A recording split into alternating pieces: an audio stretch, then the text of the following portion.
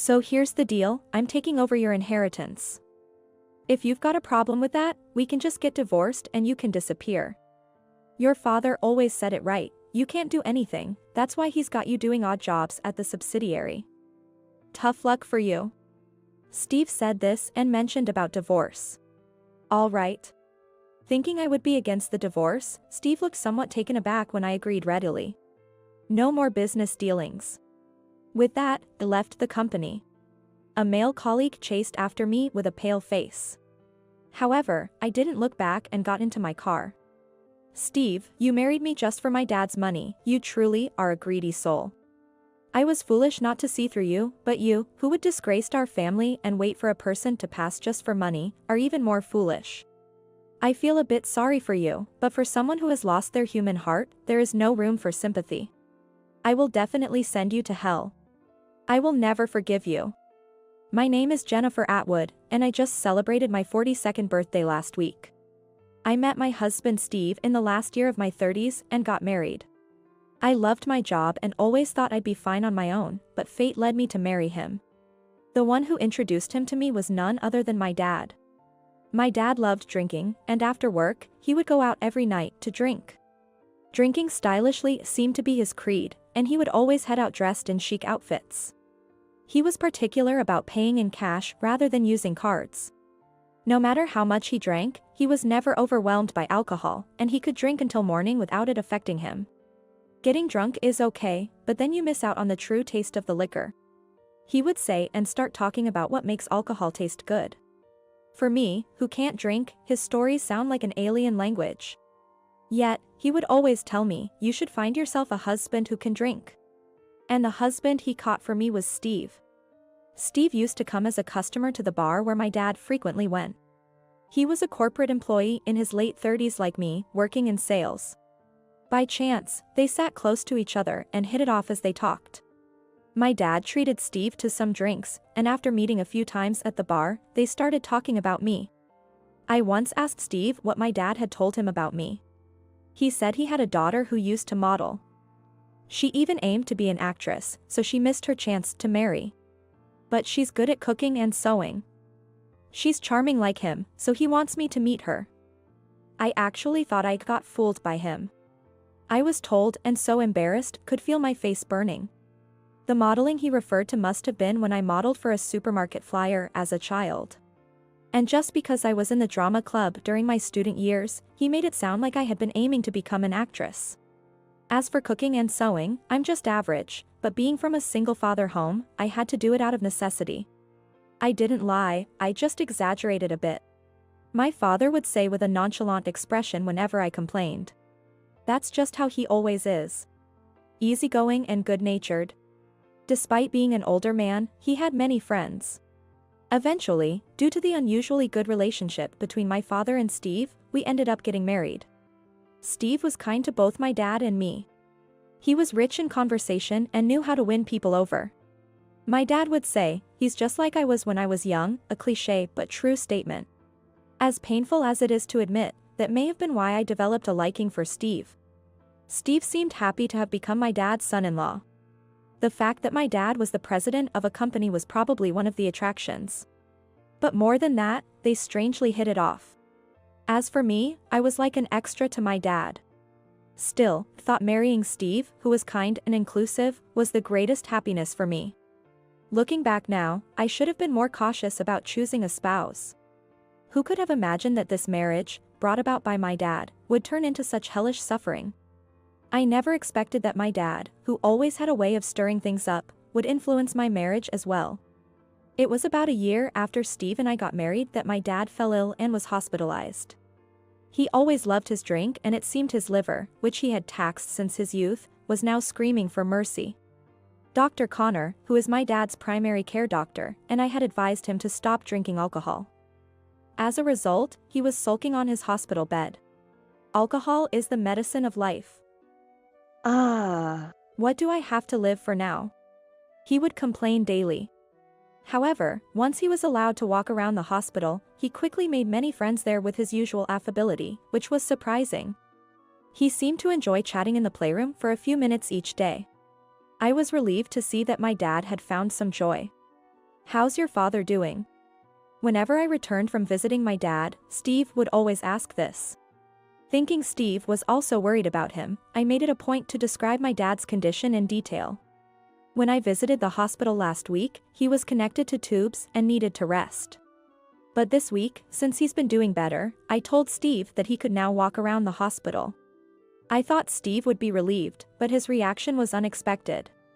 Huh, he can walk now? That's too bad. I doubted my ears. What did he mean by that? His comment could be taken as if he wasn't happy about my dad's recovery, so I asked, too bad? Then he said, oh. I meant that I wanted to take care of your dad when he couldn't move. I wanted to be there for him, that's all. It's great that he can walk now, really. Oh, but hey.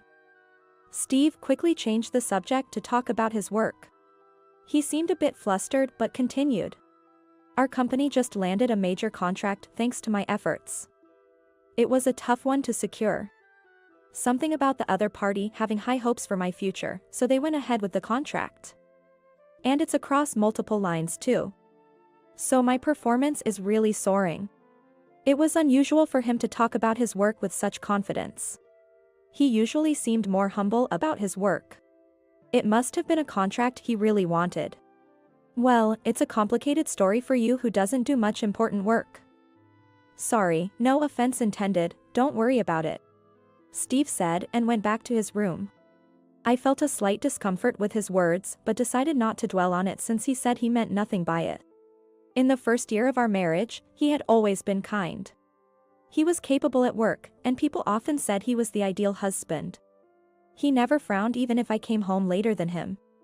Before my dad was hospitalized, he would often visit my dad's house to keep him company.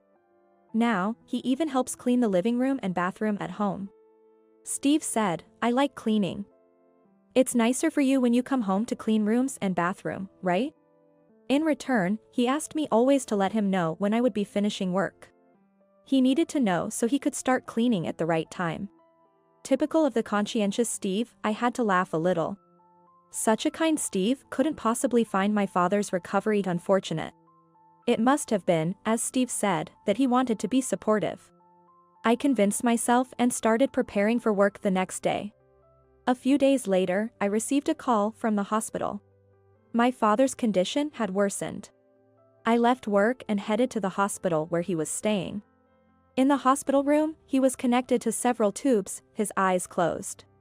I tried to take the fact that he was connected to tubes as a good sign and composed myself. Dr. Connor explained the situation, and I realized that I needed to be prepared for the near future. Should I contact my mother? When I was in high school, my parents got divorced. I heard that the reason for their divorce was that she could no longer keep up with his overly free-spirited nature. However, because he couldn't do anything on his own, I was taken in by him. Already being in high school, I decided on my own to stay with him, and I am grateful to him for funding my college education. That's why I was working hard at my job now, to repay him for his kindness. But he doesn't have much time left. I'm sure that if I were my mother, I would want to be contacted. I decided that I would send a message to her when I got home. First, I returned to the office to finish the work I had left undone, and then I went home. Although I hadn't come to terms with my feelings yet, thought that talking to my mother and Steve might help me settle down. Steve was in the living room. Perhaps because I had told him I would be coming home early, the room hadn't been cleaned. Since he usually does the cleaning, I thought I would do it today, but as I was thinking this, spoke to Steve who was using his phone on the sofa. Today, I was called out from work by the hospital. It's about Dad. Before I could finish, he threw his phone on the sofa, turned to me with energy, and said with a smile, "Did your father finally pass away?" I was so overwhelmed by his forcefulness that I couldn't reply immediately. Then, for some reason, he continued talking on his own. Right. He wasn't well before he was hospitalized. It must be tough for you, Jennifer, but don't worry, I'm here. Things like managing the company and finances are too difficult for you who lacks education and culture, right? So, although his speech was still midway, I interrupted him realizing the huge misunderstanding. Steve. It's okay, everything's okay. Dad's still alive. Thank you for all your concern, I said. Upon hearing this, he stopped moving and displayed a noticeably disappointed expression. I couldn't understand why he would make such a face. He seemed to care about my dad's company and finances, but in the event of an emergency, I planned to consult the appropriate professionals. My dad has always strongly advised me not to discuss the management details with anyone close, even if they are family. Since Steve is just a salesperson at a company, my dad and I have not shared the specifics of our company with him. Perhaps sensing the situation, Steve had never asked us about it. Seeing Steve still looking disappointed, informed him about my dad's condition. So, it's a situation where we need to be prepared. Could you visit Dad soon, Steve? Then he looked up slightly, smiled gently at me, and stood up from the sofa. Understood. I'll go if I can, he said and went back to his room. His words echoed in my mind. In the adult world, I'll go if I can often equals I won't go. I silently watched as Steve walked away. My dad passed away 2 weeks later. The decline from his illness to his death felt incredibly fast. By the time his liver started screaming, it was already too late. During those 2 weeks, I stayed at the hospital overnight to keep an eye on his condition. Although he was connected to tubes until the end, it seemed he passed away without much suffering. During the last 2 weeks, many people who had been close to him came to visit his hospital room. Drinking buddies, old friends, and daily visits from people from my dad's and my company's. Even patients who had become his friends in the hospital came to his room to talk to my dad, who remained asleep. It was a 2-week period during which I truly felt that my dad was loved by many. However, despite the many visitors, Steve never once came to visit my dad. Though I had some expectation from his tone, I was utterly dismayed that he, having been so cherished by my dad, showed such callous disregard. I thought of asking Steve to help with the funeral arrangements, but I couldn't get in touch with him. When I contacted his company, they said he had taken bereavement leave. Yet he did not return home, and, ultimately, he did not show up at the funeral either. Although people from Steve's company came to offer their condolences, they were understandably puzzled by his absence. I was so busy after my dad passed away that I didn't even have time to cry. I felt guilty but had to ask my mom to help sort through the tedious paperwork. It was 10 days after my dad's death before I could finally settle down at home. During that time, couldn't get in touch with Steve at all. I was so worried he might have been in an accident. However, when I got home and saw him in the living room, I felt a bit relieved. Steve, what happened? You didn't come to the hospital, you weren't at home, and I couldn't reach you. Dad passed away, you know. Steve, who was still fiddling with his phone on the sofa, said without looking at me. Yeah, I know. It took longer than I thought since he collapsed. I was getting irritated, wondering how long he would make me wait. I couldn't understand his words.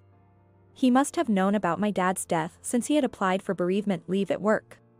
So why hadn't he shown up at the hospital or the funeral? Despite any circumstances, I felt intense anger at his current comments. We've been married for a year. No, even before that, my dad treated you well, right? Why would you repay his kindness with such betrayal? At that moment, I felt tears about to come for the first time since his death. But I refused to let myself cry over such a thing, and I forced back the tears. What? Kindness? What are you talking about? It's the other way around. I married someone like you who can't do anything. If anything, I should be the one thanked by your father. You say I should come to the funeral, but if you needed me, you should have come to me. He burst into carefree laughter while still looking at his phone screen. Was this the kind Steve I knew? Was my belief that he adored my dad just an illusion? When I met him at the bar, another customer said, "That man is the president," so I approached him and buttered him up a bit. Then he started treating me nicely, and I thought, this guy is useful. My dad was pleased to have found Steve. He was genuinely happy, as if he had gained a son. Man, this past year has been torture. I had to be nice to you and suck up to your father, right? I couldn't have kept my motivation if I wasn't expecting some inheritance to come my way eventually. But I didn't expect him to fall ill so soon, guess that was a stroke of luck. The kind Steve was indeed an illusion. I was so shocked that I couldn't move or speak. The tears I had been holding back flowed ceaselessly. So, I'll be managing your inheritance. If you have a problem with that, get divorced and disappear. But you can't actually divorce, can you? You can't do anything, right? Even your job is just menial, isn't it? Your father used to say so. You're only good for odd jobs at the subsidiary. Tough luck, huh? He laughed loudly. My tears had completely stopped, replaced now only by anger. Who was this person in front of me? Surely, he must be some kind of demon that feeds on the kindness of others. Without saying anything, I went back to my own bedroom.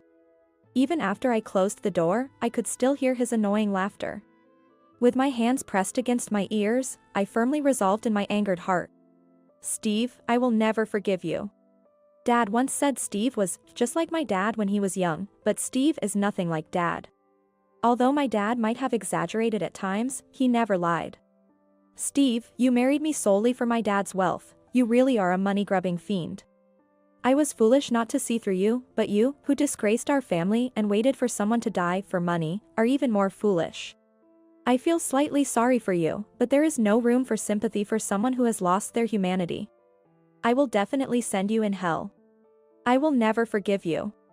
After that, I moved in with my mom because I couldn't stand to face Steve. Today is my day off, so my mom and I ordered lunch and ate together. We're having coffee after the meal.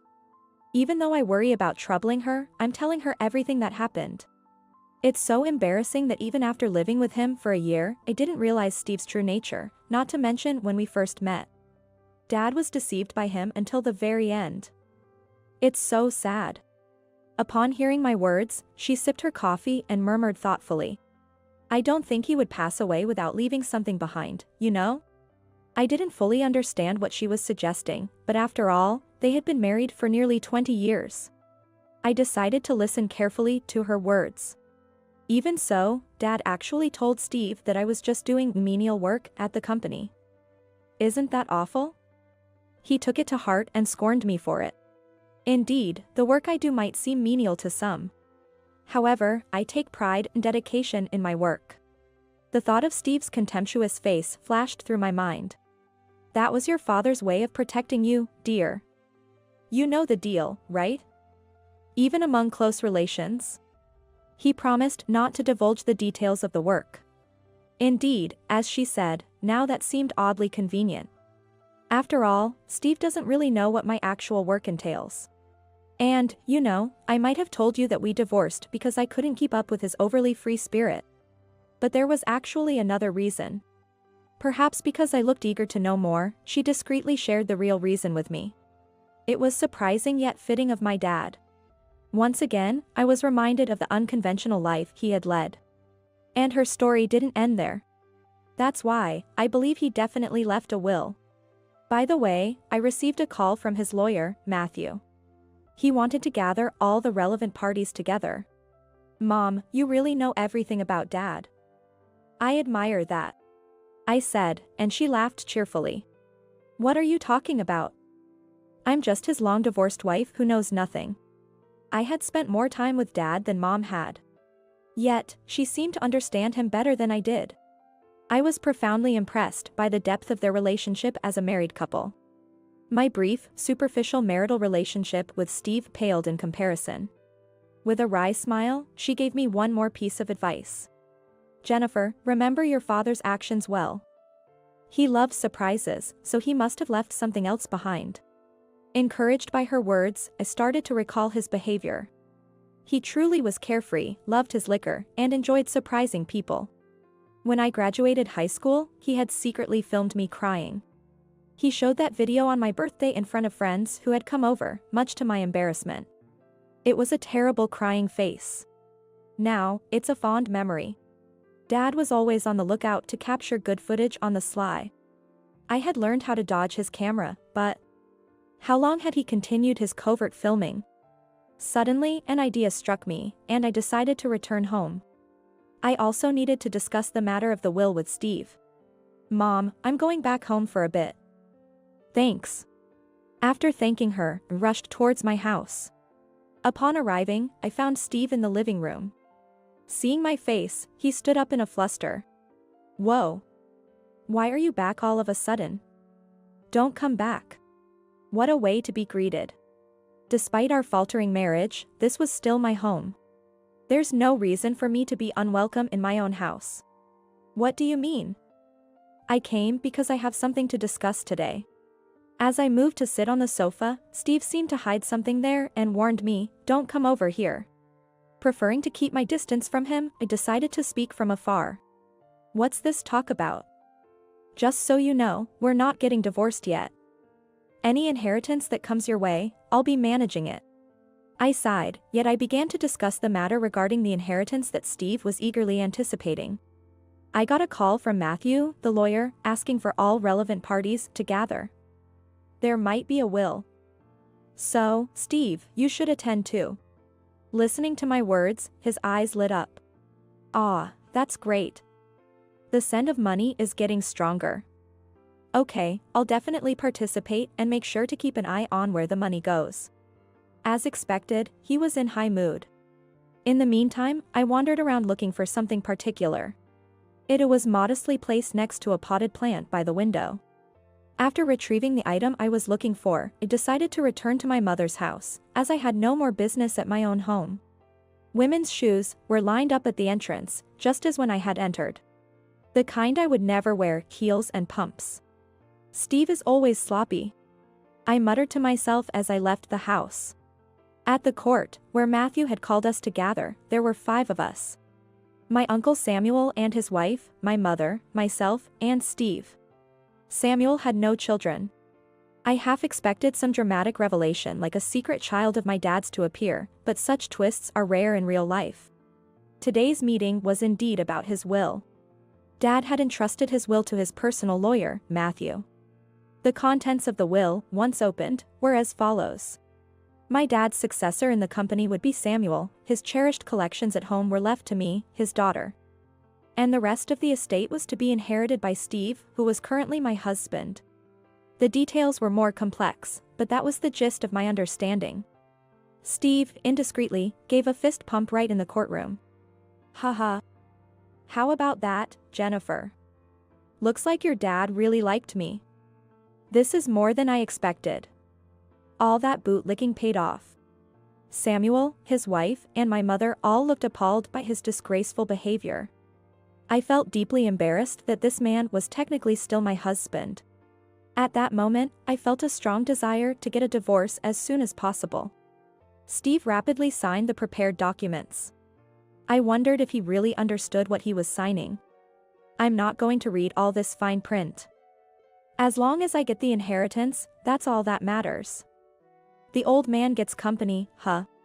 You get the junk, and I get the assets. I can't stop laughing. Everyone else in the room asked Steve if he was truly okay with the inheritance as it was laid out. Matthew tried to explain the details of the inheritance, but Steve wouldn't listen properly. Eventually, he said, yeah, I get it. Don't worry, I'll take care of everything. By the way, I'm taking the $1,000 that was left in your dad's wallet. After signing the documents, Steve happily went off somewhere.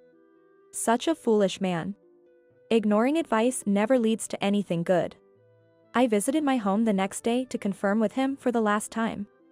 Because I visited my home after the discussion of the will, Steve mistakenly thought I was after the inheritance he was to receive. He has already changed the door key. At first, he wouldn't let me in. I had to explain several times that wasn't the case before I could enter. Isn't it normal to think a daughter inheriting junk would come after my money? That kind of a normal only exists in fiction. What I inherited was not junk, but his prized collection. He had cherished it during his lifetime, and I intended to honor his legacy. What are you doing here then? If you're not after the money, I'd like you to leave. I have people coming over. His demeanor was more intimidating than I could have ever imagined from him before. I was impressed he had managed to hide this side of himself for so long. I'll leave soon. I just wanted to check something. I wanted to confirm that he truly understood what he was inheriting. And also, about our future. Of course I'm going to inherit, I'm not changing my mind about that. Stop talking about it. Oh, and since I'm getting money, I don't need you anymore. So, let's get divorced. With that, Steve mentioned about divorce. All right. He seemed to think I would be reluctant to divorce, so when I readily agreed, his face fell flat in surprise. Yet, it seemed he couldn't resist throwing one more barb my way. Just try to scrape by doing menial work or whatever else on your own. It's pathetic, really, how your own father left you nothing. As Steve laughed mockingly, I decided to question him. Steve, you mentioned before that you closed a big deal, saying that they had high expectations for your future. Are you keeping up with the clients properly? I hope you're not just finishing contracts and forgetting about them. Surprised by such a question from me, Steve looked at me with a hint of incredulity. But he quickly twisted his mouth into a sneer and said disdainfully, "Oh, what an unusual question from someone who can't do anything. Has your father's death suddenly sparked an interest in business?" I was used to his disdain by now. However, his next answer would determine my next move. You know nothing, so I'll tell you, winning contracts is all about grabbing them first. Coordination with clients? Why should I bother with that? It's just annoying. What if I communicate too much and the deal falls through? Just as I thought, Steve wasn't conducting business properly. He always talked as if he was actively working at the forefront. Probably, he only acted the part during contract negotiations. Steve had deceived us for a year, this was just another day's work for him. I see. And do you know the name of the company president? Steve seemed irritated by another question. What's with you all of a sudden? The president's name? I don't know it. Knowing it won't win contracts. True, perhaps, but what company would want to deal with a salesman who doesn't even know the president's name? I gave Steve name card of my lawyer. From now, we can proceed with divorce through our lawyer. Bye, then. Steve looked puzzled. Don't ever come back. Well, eventually, it's Steve who will have to leave this house, but until that day, I'll leave him be. Just then, as I was leaving, a young woman entered the house. She looked at me quizzically. I sent her a serene smile, conveying that she shouldn't worry, we would be strangers in just a few minutes. I got into the car waiting on the street. First, to my lawyer please, I said to my driver, signaling there was still work to be done. After witnessing his behavior earlier, I had made up my mind. Steve, if you underestimate the world, or your job, you're going to learn a painful lesson. After I talked to my lawyer, I headed to the business district and had the car stop in front of a building. This was where Steve worked. I had visited several times, always appreciating the modern vibe of the entrance. When a male employee spotted me walking through the entrance, he hurried over, surprised. Ms. Atwood. I was actually planning to visit your company soon. What brings you here today? Are you alone? He was involved in that notable contract. Saving myself the hassle, I simply told him. No more business dealings. With that, I left the company.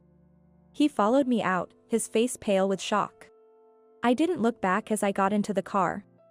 I would send the details later, but any complaints or grievances should be directed to Steve. I hurried to my mother's house to prepare for the next steps. The barrage of furious calls from Steve started on the Monday after the weekend. Mondays are often filled with meetings, so I couldn't answer the phone. Actually, I have no intention of answering, whether I'm in meetings or not. Come over if you need something, Steve once said, didn't he? I waited for Steve in the president's office for our final confrontation. He's likely been instructed by his boss to come here, unaware that I would be present. Since it was a significant moment, invited my mother, who had supported me through everything, to have a ringside seat. Soon, there was a knock on the door. Ms. Atwood, I've brought Steve. Announced by my secretary, Catherine, as Steve walked in. Ah, excuse me. He muttered, his voice lacking any businesslike vigor. And clearly reluctant. The issue of no more business dealings must have gotten him a serious scolding from his boss. He likely thought he was being summoned to apologize. Steve, long time no see. You look down. Are you eating well? My greeting probably caught him off guard, his eyes widening in shock. Jennifer? Why are you here? Because this is my office, my workplace. You weren't told in detail due to a promise with my dad. I'm the president of this company. Surprised? He shook his head vigorously, as if refusing to believe the reality in front of him. But the president was supposed to be your father. You were just doing menial work at a subsidiary. What's going on? Seeing his confusion, explained. My dad ran the older, family-inherited company. Recently, we founded this new company together. Dad was too busy with the old company, so he left this one to me. With our brainstorms, we built this company together, and it turned out to be a huge success. Now, this company employs over 9,000 people, all of whom are like family to me. You had a chance to know I was the president. Your company signed a contract with us, and you were in charge, weren't you? It's unheard of for someone in charge not to know the president's name, and not to communicate after signing the contract? That's just unacceptable. Please, have a long talk with the rest of the company about this. This wasn't just a comment as his ex-wife, but as a professional thoroughly disillusioned by Steve's attitude. Steve gritted his teeth in frustration, looking down. Then, looking up, he scoffed, "Big company or not, I'm disappointed the president is such a useless old lady. I refuse to contract with you." As if Steve had the authority to decide that on his own. Truly, he underestimated his job. As he tried to leave, my assistant stationed at the door pushed him back into the room. "Steve, we're not done talking. It seems you've been unfaithful throughout our marriage, haven't you?" My words made him flinch, but he quickly tried to regain his composure. "That woman you saw me with the other day? I met her after we separated. Our marital relationship was already broken, so you have no complaints. Right?" Since Steve seemed to not listen. "During our marriage, you had an affair, didn't you?"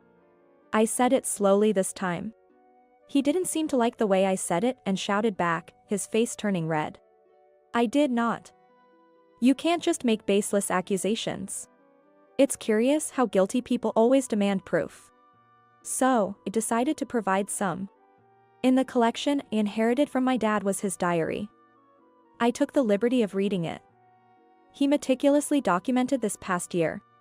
Steve supposedly went out for drinks but ended up at a hotel with a young woman. He thought he'd shaken me off, but never underestimate me. I wonder if I should tell Jennifer. There are things only a married couple can understand. Let's wait and see. I planned to visit Jennifer's house, but saw Steve walking with an unknown woman.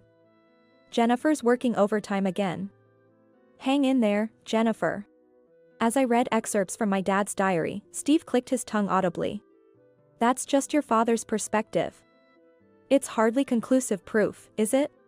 Steve remained defiant, refusing to acknowledge the gravity of his actions. If you're really eager for evidence, I'll lay it all out for you. I arranged several photographs on the desk. These showed Steve entering a hotel with a woman. Photography was also one of my dad's hobbies, he always carried a camera with him.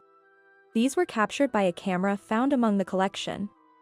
True to film, they are beautifully clear. And don't worry, it's film. So no tampering possible. Steve snatched the photos from my hand and tore them up on the spot. Seeing no sign of remorse in Steve, I said, "Steve, don't you feel anything? Dad knew about your infidelity and kept quiet about it. He believed in you, didn't he? Really? You feel nothing at all?" Despite my urgent questioning, all Steve could say was a "shut up." I continued, despite feeling pathetic about his response. "It seems like Dad eventually gave up on you when you didn't stop your cheating. There was a small camera at home, Dad used to use it for surprises. It was meant to be a prank initially, but it ended up recording unbelievable footage. Dad saw everything. It's likely that Dad had placed several cameras. One of these was not retrieved by him and remained. I collected that one. Steve, it's truly unbelievable. You brought your affair partner into our home, didn't you? It's all recorded by this camera. That's why you insisted inform you when I would be home and why you cleaned the living room and bathroom where you used it for your infidelity. Thanks to Dad, it all makes sense now." Steve scratched his head irritably and slumped into the chair, sulking. I exchanged a nod with my mother. Steve really is unbelievably naive. And why doesn't he listen to anyone? As I had said earlier, Dad had finally written Steve off. I keep saying that your dad wanted to leave the inheritance to me because he thought highly of me. What about the junk you inherited? Was it just meant to expose my infidelity? Ironically, his narcissism is almost enviable here. Yes, according to Steve, Dad wanted to leave him the inheritance. Negative inheritance, that is. Steve, do you remember Dad talking about a joint loan? You only half listened and signed off on it, so you probably forgot. As Steve looked puzzled, my mother started to speak. The reason we divorced was because of his debts. They just kept growing, and he was robbing Peter to pay Paul right up until he died. Never quitting gambling. I think it's a substantial amount. Even then, he didn't seem to understand. I had no choice but to make it clear. Steve, you inherited all the property Dad personally owned. That's not just the assets, but also the debts, including the joint loan. You've already dipped into his money, so you can't disclaim the inheritance now. You have to bear it all. Finally, his complexion changed. It paled rapidly. What? No way. Why should I inherit the old man's debts? That's not valid. I'll renounce it. My dad must have anticipated this reaction. If Steve had really understood and listened to those around him, he would renounce the inheritance immediately. But his greed and failure to verify details led him into this trap. Try renouncing the inheritance if you must. It might give you some peace of mind, though I doubt it'll work. Apparently terrified by the debt, Steve collapsed to his knees, trembling. As sweat streamed down his forehead. Wait, you, Jennifer, you're a president, right? Of this huge company, then you should pay off your old man's debts, right? Why me, why? Steve began to cry loudly. His cries almost like screams. Dad must have regretted introducing such a man to me, knowing his true nature. Steve was the man my dad had introduced to me.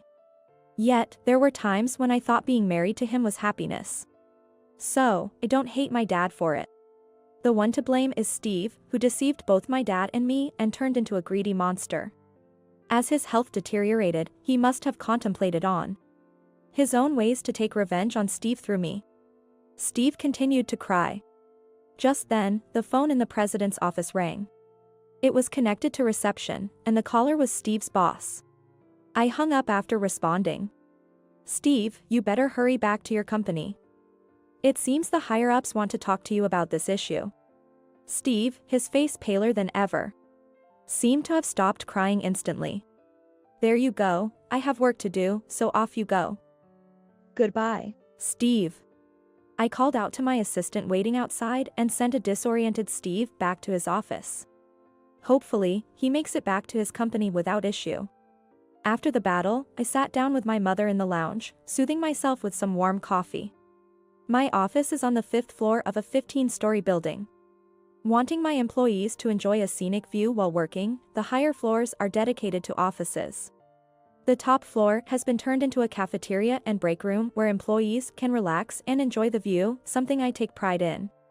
I enjoy spending time alone in my office, because it allows me to think about the many employees working in this company. Once a week, go through a company newsletter featuring photos of all employees, making an effort to remember each person's face and name. I truly cherish these moments. I received a profound apology from Steve's parents. They were genuinely nice people. It's a pity we couldn't become a real family. The debt Steve was so afraid of turned out not to be as substantial as feared, once offset against the cash Dad had on hand.